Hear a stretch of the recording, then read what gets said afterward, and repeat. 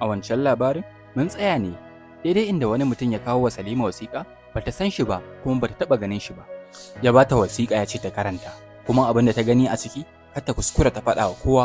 Bayan ta buɗe wasiƙar, ba wani abu ta gani ba, face ki zo hotel ki same ni. Ta yi shiru tukunna, ta fara tunanin anya wannan ba shi da haɗi da batan wannan tsohon kuwa. Salima bata yi wata ba, maza ta yi ta rufe wannan wajen nata, sannan ta tsaya ta yi wata addu'a. Allah ka tsare ni a duk inda nake. Sannan ta nufi bakin titi tukunna ta tsayar da keke napep. Bayan ɗan tsawon nan ya tsaya, buɗe baki ta ce mai kai ni hotel, sannan ta faɗa mai sunan hotel ɗin. Bayan ta hau mashin ɗin, tana riƙe da wannan wasiƙan, ƙirjinta yana ta bugawa saboda bata san waye ya turo mata da wannan wasiƙar ba, sannan kuma bata san me abin da zai faru ba. Amma a cikin zuciyarta ji take tabbas yau ba kamar kowace rana ba ce.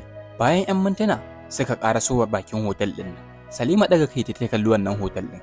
Ta ga hotel ne mai mahaukacin kyau, ga kuma wasu security da ke tsaye a bakin gate.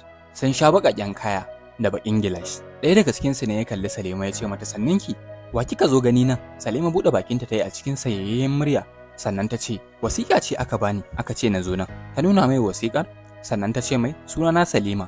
Wannan security karɓar fefa ya kalla, sannan ya yi murmushi. Oh, Salima, ƙaraso akwai wanda yake son ganinki a ciki. Sannan sai wani security ya ƙara fitowa daga ciki. Shi ɗin baya magana sosai, sannan ya ce wa Salima, ki biyo ni. Salima biyo shi ta yi, suka shigo cikin hotel ɗin. Jikinta ya kasance yana ta rawa saboda bata san abin da zai faru ba, kuma bata san da wa za ta haɗu ba. Bayan sun isa inda wannan ɗakin yake, wannan security da ya rako ta, buɗan baki ya ce mata, za ki iya shiga, wani ne a ciki ke jiranki. Nan ne inda ƙirjin Salima ya ƙara bugawa da sauri.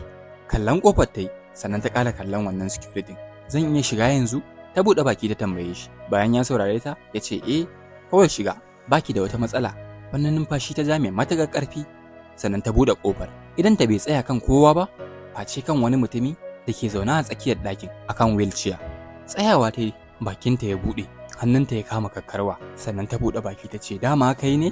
Haka ta faɗa tare da dafa ƙirjinta da ta yi. Abin da ya bata mamaki, wannan mutumin da take gani a gabanta yanzu, bai yi kama da wannan matalaucin da take bashi abinci a ƙofar wajenta ba. Saboda ta gansa ya yi kyau, ya sa kaya masu kyau masu tsada. Amma duk da haka yana zaune akan wannan wheelchair. Amma wannan karan bai yi kama da mabaraci ba, ko wanda yake buƙatar wani abu. Tsohon nan buɗe baki ya yi murmushi, sannan ya ce mata, Salima, ki ƙara so mana. Ita dai tana tsaye bata ce komai ba. Kawai mamakin da take, yanzu wannan tsohon da gaske shine kuwa. Tsohon nan murmushi ya yi, sannan ya ce mata, kar ki wani samu damuwa, abin da kike gani gaske ne.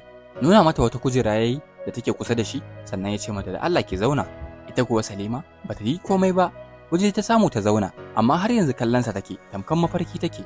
Buɗe baki ya ce mata, sunana Alhaji Garba, ba wai tsoho da kike kirana ba. Salima da ke zaune, kawai buɗe baki ta tana mamaki. Sannan ya ce mata, na kasance biloniya ne ni.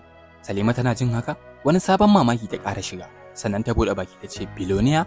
Alhaji Garba ya ce, na kasance ina da manya-manyan kamfanonuwa. Sannan na kasance na gina manyan gidaje, makarantu da kuma asibiti. Ina samun kuɗaɗe masu yawa duk shekara. Bayan Salima ta ji haka, buɗe baki ta tambaye shi, amma me yasa kai rayuwa tamkar talaka?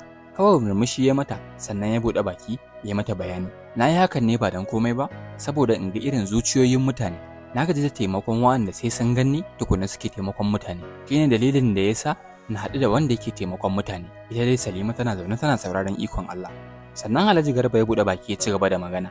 Kin bani abinci, sannan duk lokacin da kika bani, a farin ciki kike bani. Sannan kuma baki taɓa tambaya na komai ba, baki taɓa min dariya ba, ko kuma ki ganni ki watsar da ni.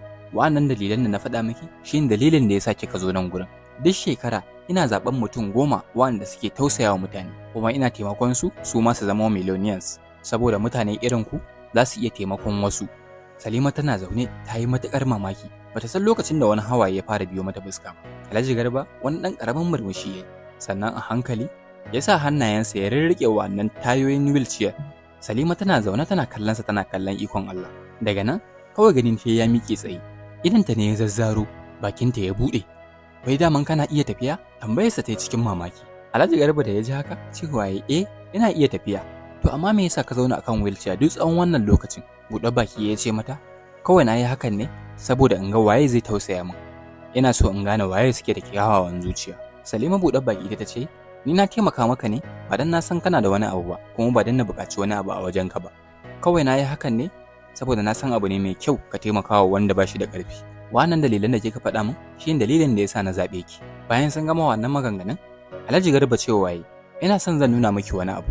Yana daga ɓangaren sakamakon irin abin da kika aikata. Kina da kyakkyawar zuciya, shi dalilin da ya sa mutane irin ku ya kamata su samu kyawawan abubuwa. Alhaji Garba juyawa ya fito daga cikin wannan hotel ɗin. Ya ce mata ta biyo shi. Bayan sun sauko ƙasa, wannan securitan suna tsaye a bakin motocinsa. Suna hango shi, maza suka buɗe masa ƙofofi. Bayan ya shiga, ya zauna, juyowa ya ga Salima tana tsaye tana kallonsa. Ya ce mata, Salima, zagayo ki shigo mana. Wani numfashi ta ja, sannan ta shiga motan. Suka fito daga cikin wannan babban hotel ɗin. Salima tana zaune a cikin motan nan suna tafiya, tana ta sake-sake a zuciyarta. Gaba abin da kirjinta yake yi face bugawa.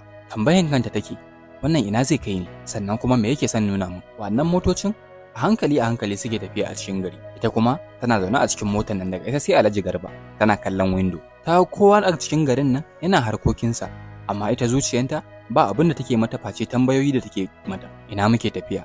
Bayan tafiya da suka yi ta minti 30, motocin nan wata hanya suka ɗauka inda titin ya zama na ba mutane sosai a wajen. Ga hanyar ba abin da yake hanyar face manyan gidaje.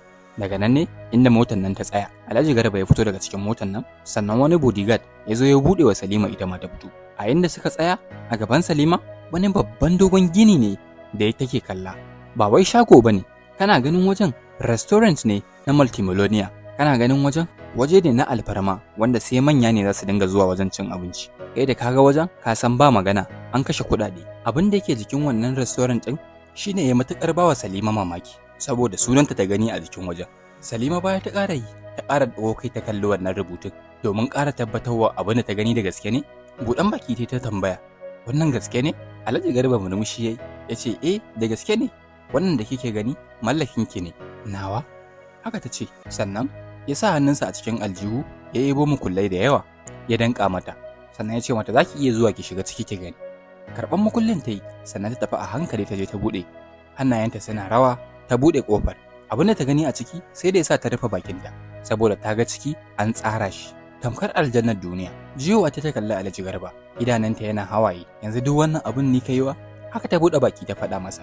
Buɗe baki ya ce, kin ci yadda ni, kin bani abinci lokacin da baki da komai, ni kuma na ga ya kamata ni ma na miki abin da yanzu sai sarki da sarauniya ne za su dinga zuwa.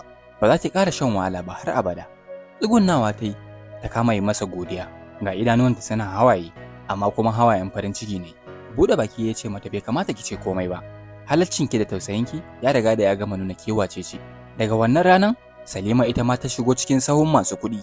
Ta fita daga cikin ƙuntataccen halin da take a baya. Daga wannan lokacin kuma ta daina girki da kanta. Ya zamana ma'aikata ne da ita, wanda ta koma biyan su duk wata. Sannan wannan ɗabi'a ta taimako, Salima ko so ɗaya bata bari ba. Ƙarshe ma mota ta siya saboda taimakon, inda take kai abinci gidan marayu. Allah ya sa mu dace. Wannan shine ƙarshen labarin. Ku kasance da mu domin samun daɗaɗɗen labarai irin wannan. Mun gode, sai mun ƙara haɗuwa cikin wani labarin.